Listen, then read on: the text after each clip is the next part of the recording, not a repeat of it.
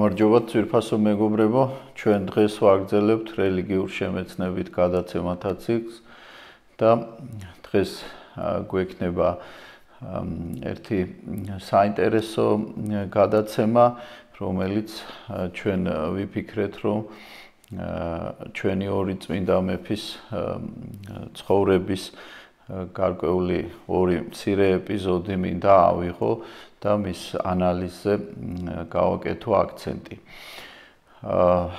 მოგეხსენებათ დღევანდელ დღეს ჩვენი საზოგადოება მათი გარკვეული ნაწილი საკმაოდ მათი აზროვნება, მათი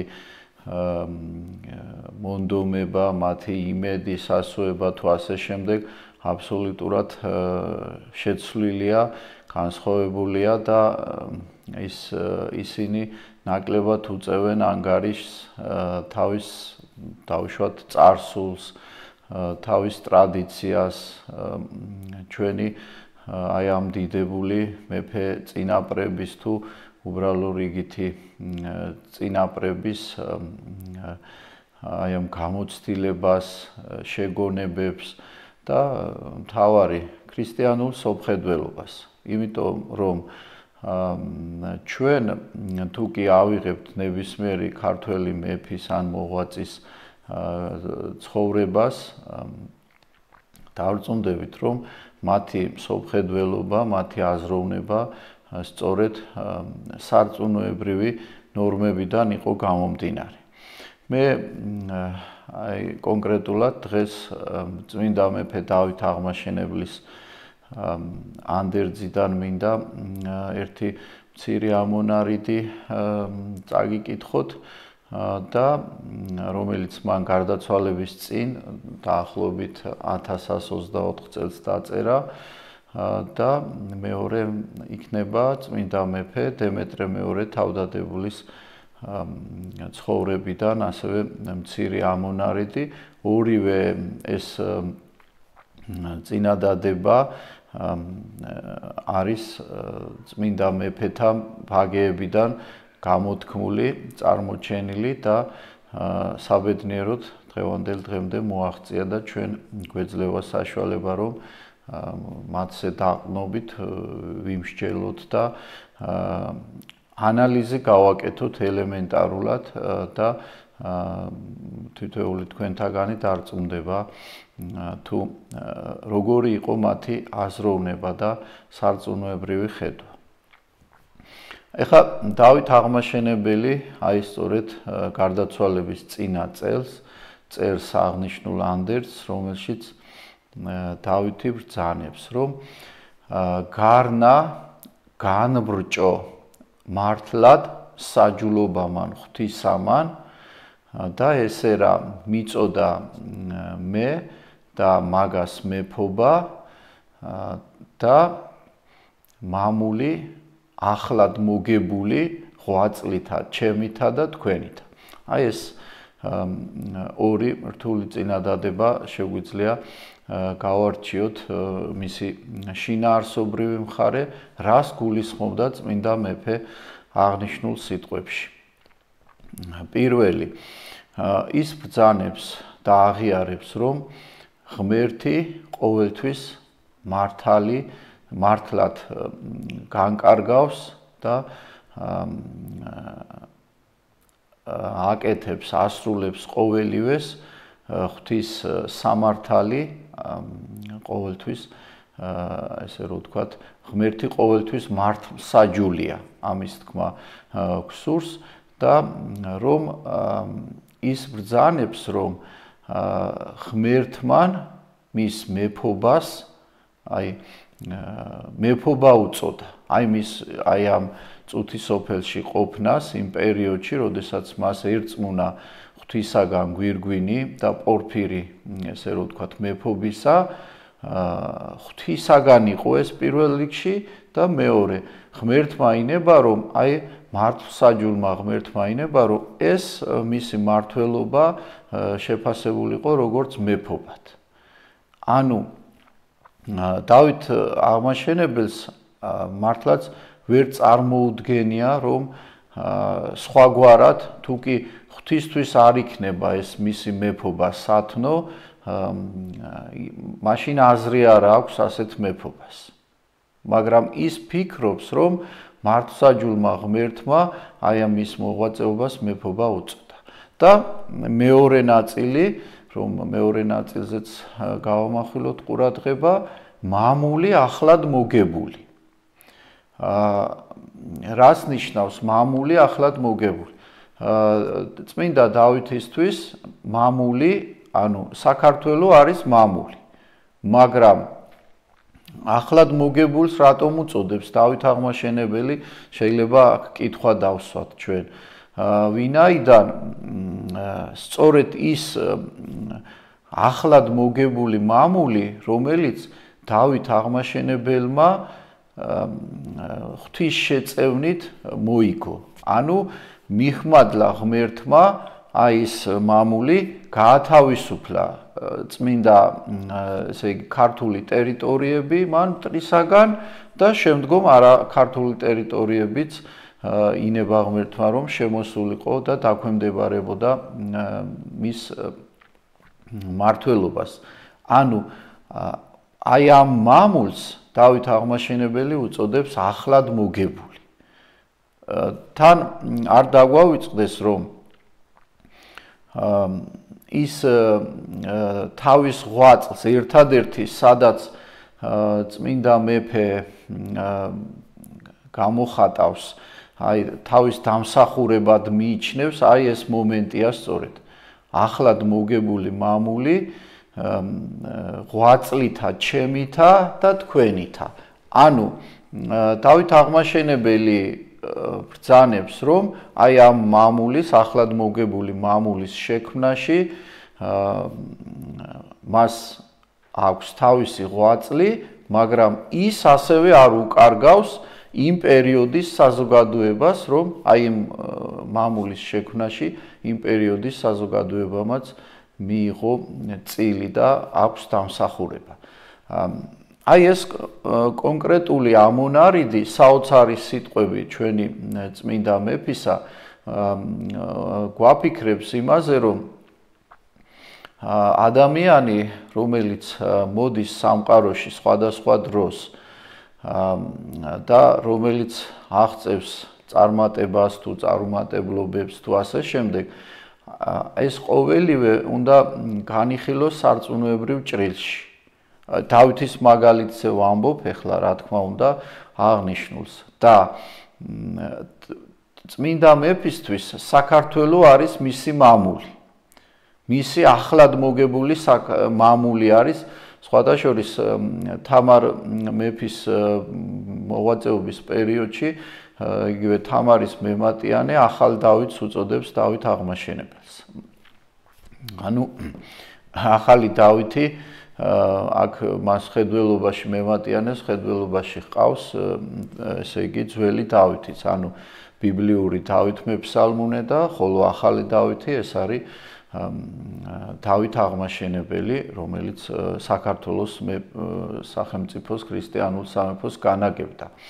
ანუ ახლად მოგებული მამული რა თქმა უნდა დავითისთვის არის, ის იმ ეპოქაში არის, მაგრამ მე განვავრცობ ახლა ამ თემას და დავითის ახლად მოგებული მამულის წარმომადგენლები ვართ ჩვენც დღეს. დღეს, როდესაც ადამიანთა გარკვეული ნაწილი მათ შორის ახალგაზრდებისა ცდილობს რომ აი ეს დავითის მიერ ახლად მოგებული დავითის ღვაწლით და იმ პერიოდის ჩვენი მამულიშვილების ღვაწლით მოგებული და გადარჩენილი მამული მტრისგან გამოტაცებული ღვთის შეწევნით გადარჩენილი მამული ყოველნაირად ესე რომ ვთქვათ ჩაწიხლონ ან ის უგულებელს ყონ ის ტრადიციები ის ზნეობრივი თუ სულიერი თუ კულტურული მონაპოვარი და ის გააზრება ის სწორი ხედვა რომელიც პირობითად დავით აღმაშენებელს ჰქონდა. ეხლა დღევანდელი საზოგადოების რაღაც ნაწილი ფიქრობს რომ ეს არის მოძველებული, აი ეს ხედვა დავუშვათ რასაც ან როგორც ფიქრობდა დავით აღმაშენებელი, ხო? მაგრამ უნდა აღვნიშნოთ, რომ ქრისტიანული ხედვა არასოდეს ძველდება. როგორც ბრძანებს მაცხოვარი, რომ ის მისი სიტყვები საუკუნო არის და ის რა თქმა უნდა სახარებისეული პრინციპები არასოდეს მოძველდება. აი ამ სახარებისეულ პრინციპებზე დაყრდნობით ბრძანებდა დავით აღმაშენებელი სწორედ იმ სიტყვებს, რომელზეც ჩვენ გავაკეთეთ აქცენტირება. და დავითი ამით ერთ მხრივ აღნიშნავს, რომ ღვთის განგებულებით, ღვთის დახმარებით, ღვთის შეწევნით მიემადლა მას ეს მეფობაც, ეს გამარჯვებებიც, ის მისი მართლობასაც ღმერთმა უწოდა მეფობა და ღვთის შეწევნით მან ეს ახლად მოგებული მამული მიიღო. რა თქმა უნდა, ხალხის დახმარებით. და ჩვენ ამ ახლად მოგებულ მამულს ჩვენთვისაც ახლად მოგებული ეს მამული პრინციპში თუ ჩვენ კარგად დავაკვირდებით და გავიაზრებთ, იმიტომ რომ საქართველოს სხვადასხვა დროს, სხვადასხვა იმპერიის, სხვადასხვა დამპყრობლის ზეგავლენის ქვეშ, უღელქვეშ იყო და დღეს ჩვენ ღვთის შეწევნით გვაქვს მართლაც ხშირად სტუდენტებთან გვაქვს ხოლმე ამაზე საუბარი, რომ დღეს ძალიან ბევრი შესაძლებლობა გვაქვს ჩვენ თანამედროვე ქართველობას, თანამედროვე ადამიანებს, რომ ჩვენ ასე რომ ვთქვათ, დამოუკიდებლობასთან ერთად გვაქვს ასევე ავტოკეფალური ეკლესიაც და გვაქვს სულიერ კულტურული მიმართულებით, რომ შეგვიძლია შევქმნათ ახალი მართლაც ღირებული მემკვიდრეობა. და ის დავითის ახლად მოგებული მამული კიდევ უფრო გავაძლიეროთ და კიდევ უფრო ღირსეული გავხადოთ. რა თქმა უნდა, დღეს ადამიანთა ნაწილი უკმაყოფილოა აი ამ ღირებულებებით, იმიტომ რომ ამის მიზეზი რა არის? ამის მიზეზი პირველ რიგში გახლავთ გაუნათლებლობა. და რა თქმა უნდა, მთავარი მიზეზი ეს არის ადამიანის არაღვთისმოშიშება. ადამიანი, რომელსაც ღვთისმოშიშება არ გააჩნია, რა თქმა უნდა, მისგან ყველაფერი არის მოსალოდნელი. ამიტომ ჩვენ გვაქვს ეს უდიდესი გამოცდილება, აი ეს წარსული, რომელიც აი ამ დიდებულმა ადამიანებმა, აი ამ იმ სოფლიო უდიდეს საფრთხეების ფონზე, ხომ? რა საფრთხე იყო დავით აღმაშენებლის პერიოდში? ეს იყო თურქ-სელჩუკთა იმპერიის უდიდესი საფრთხე, რომელმაც შეიძლება ითქვას, მთლიანად სამყაროს შეუქმნა საფრთხე, ცივილიზებულ სამყაროს და ამ შემთხვევაში ქრისტიანული ცივილიზებული სამყარო მაქვს მემხედველობაში და დავითის აი ეს მართლობა სწორედ ამითი არის გამორჩეული, რომ მან საოცრად ღვთის შეწევნით თავადვე აღიარებს ის, ხო? დავითის მემატიანეც აღიარებს ამასთან დაკავშირებით, რომ თვით მეფეთა იქმოდა საჭირველთა უჭირველად, რომ ის რაც დავითმა აღასრულა, დავუშვათ შეუძლებელი იყო, რომ ჩვეულებრივ ადამიანს ეს მოეხერხებინა, ხომ? მაგრამ ამაშია სწორედ მთავარი ახსნა განმარტება, რომ ღვთის შეწევნით, იმ მადლმოსილებით ის ჩვენი ეს ღვთისმოშიში მონარქები და წინაპრები ახერხებდნენ, რომ აი ამ მადლმოსილების მოპოვებას იცოდნენ, როგორ მოეპოვებინათ უпростоრად ეს მადლმოსილება და აი ამ მათ ძალას და ნიჭს ახმარდნენ მამულს, იმ ახლად მოგებულ მამულს, რომელსაც ჩვენ სამშობლოს უწოდებთ და რომელსაც საქართველო ჰქვია.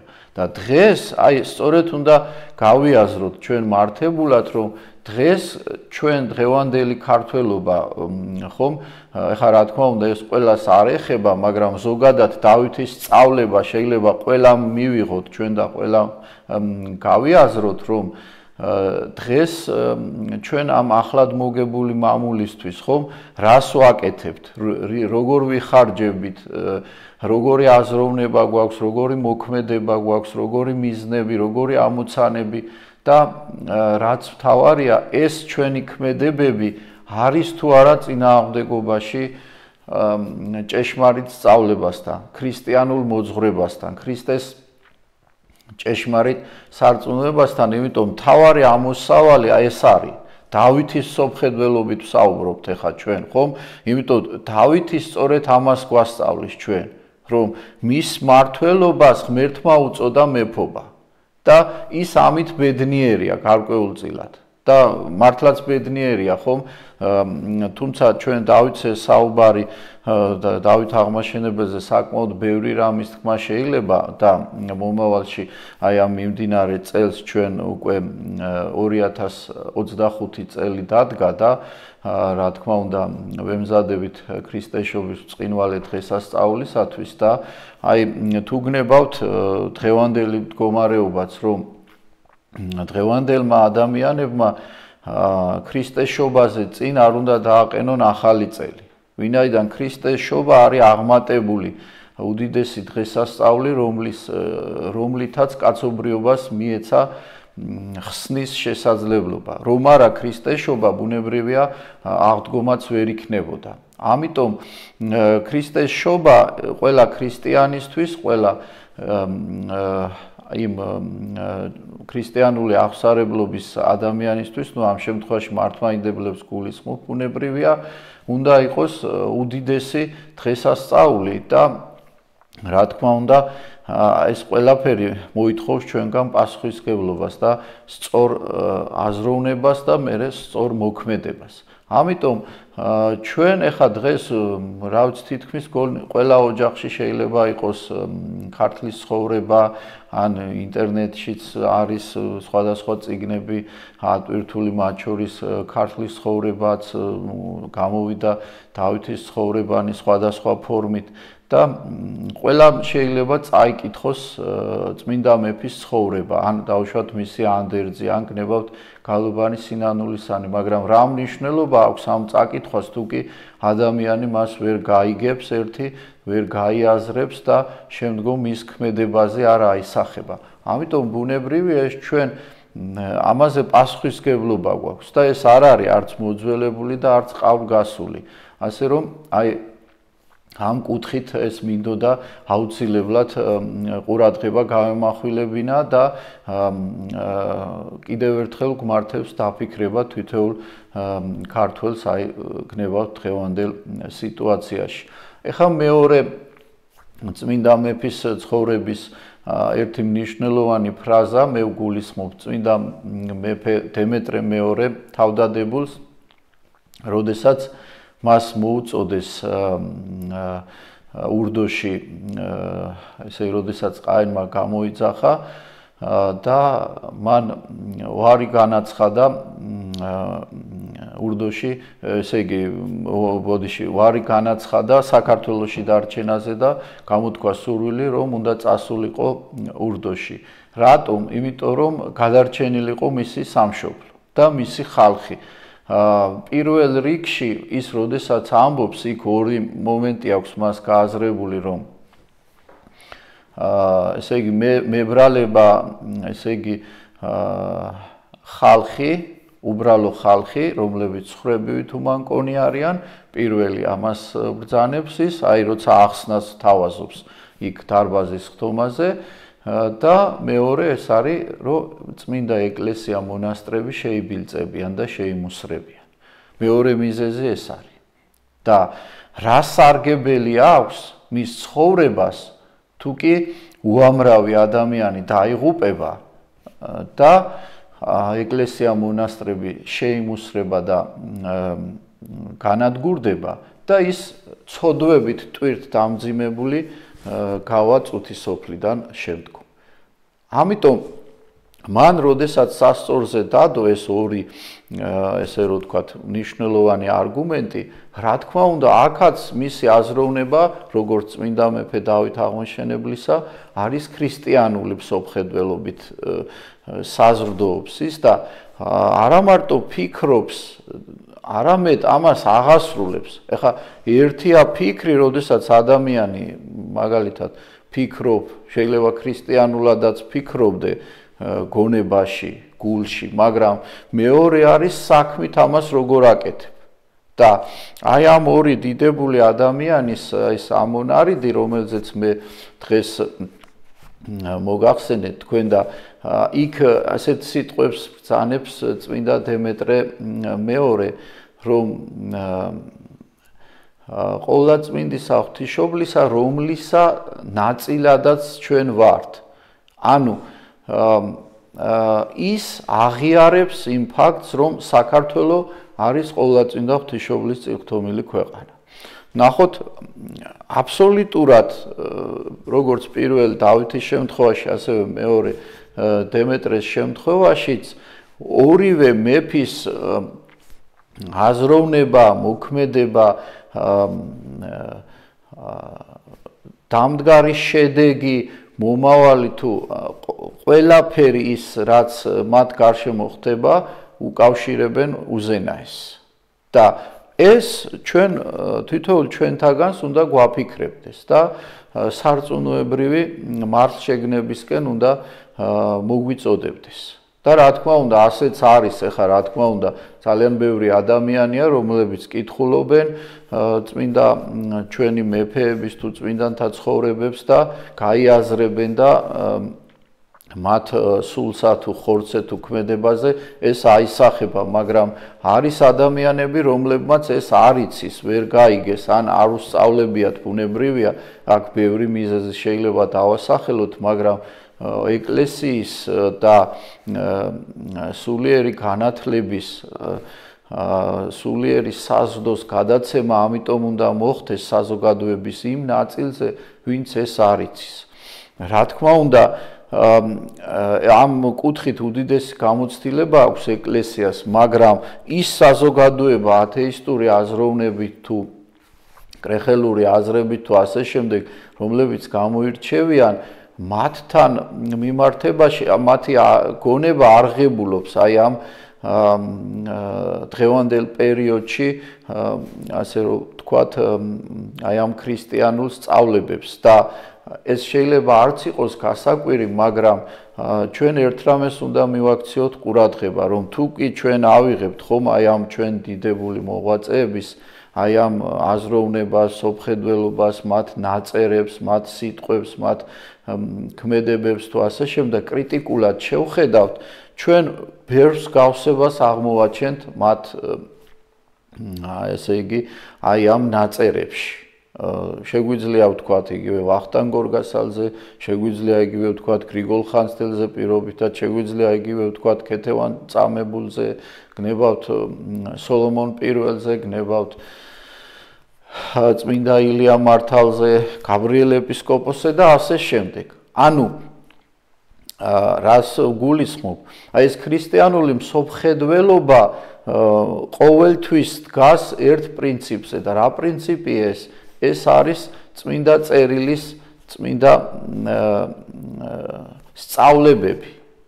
და ყველა ჩვენი მეფე წმინდანი იყო თუ შესაძლოა არ იყოს წმინდანი, მაგრამ ისინი ცდილობდნენ და აზროვნებდნენ და მოქმედებდნენ ქრისტიანული სოფხედველობით და გააზრებით. და ამით ისინი ახერხებდნენ იმას, რომ აი ამ ურთულეს გეოპოლიტიკურ ადგილმდებარეობა, რომელიც აქვს ჩვენს ქვეყანას, ეს ინტერესი არაერთი დიდი სახელმწიფოს მხრიდან დღეს არ არის მხოლოდ ეს წინა საუკუნეში, იმის წინა საუკუნეებში 1000 წლის წინაც ყოველთვის იყო საქართველოს მიმართ და ხვალაც ზეგაც იქნება, მომავალშიც იქნება. ამიტომ აი სწორედ ეს ქრისტიანული მსოფლმხედველობა და აზროვნება აძლევდა ძალას ღმერთისგანაც იღებდნენ შემდგომ მათს ის კონკრეტული პიროვნებები, რომ გადაერჩინათ ჯერ საკუთარი თავი და შემდგომ გადაერჩინათ ქვეყანა. აი ჩვენ შეგვიძლია ძალიან ბევრი ამგვარი ამონარიდები, ამგვარი წინადადებები, ამგვარი გააზრებები შეგვიძლია მოვიყვანოთ, გავაანალიზოთ, ვიმსჯელოთ მასზე და რა თქმა უნდა ეხლა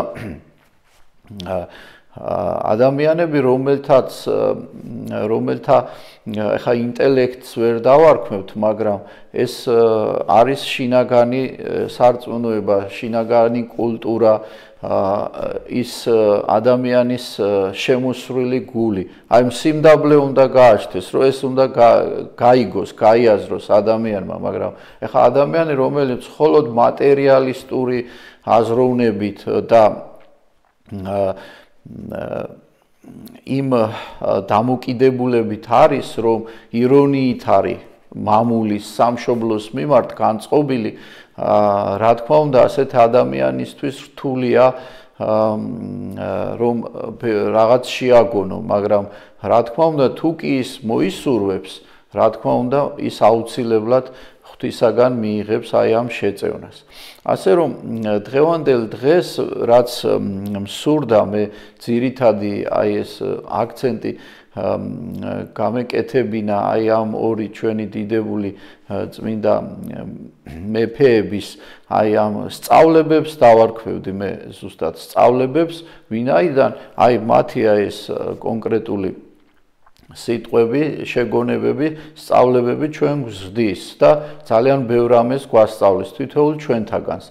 ამიტომ ეხლა კიდევ რით არის გამორჩეული და ბოდიში ამით დავასრულებ დღევანდელ გადაცემას, რომ ეს ბედნიერება და ასეთი სიკეთე, მე მგონი საერთოდ გაგვიჭირდება ჩვენ, რა თქმა უნდა, წმინდა მეფეები შეიძლება სხვა ერებსაც, სხვა ქრისტიანულ ერებშიც არის, მაგრამ იმ რაოდენობით და იმ ხარისხით, როგორც ჩვენთან ალბათ დედამიწის ზურგზე ჩვენ ვერ ვნახავთ მეორე ისეთ სახელმწიფოს, სადაც ამდენი სნეობრივი, ამდენი კეთილკრძალული და ამდენი ქრისტიანული ღვთისმოშიშებით გამორჩეული მონარქი იყოს, როგორც იყო საქართველოში და რამდენიც იყო აი ეს ხარისხობრივი მაჩვენებელი მაქვს ხედველობაში. ამიტომ ეს ყოველივე, აი ამ ყოველივემ ჩვენ უნდა დაგვაფიქროს და შევეცადოთ, რომ გავიაზროთ სწორად. აი დღეს სულ ეს იყო. მადლობთ ყურადღებისათვის.